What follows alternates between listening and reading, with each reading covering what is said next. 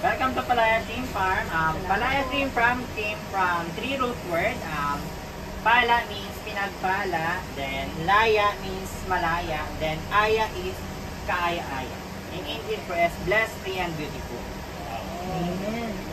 Then yung sa makikita nyo po sa gitna po ng palaya is alay. Then nag-start po tong farm year 2021 po. Ang unang mga tangke po namin itong mga circular tank po. Itong circular tank po namin sa area 1 is 8 po sila. Then kada tangke po ay sumusukat ng 800 square meter per tank. Then naglalaman per tank ng 250 to 300,000 pieces ng shrimp. Then every 3 months po is nakaka-harvest po kami ng 3 to 4 tons po ng kilo ng hito. Saan nyo naman yung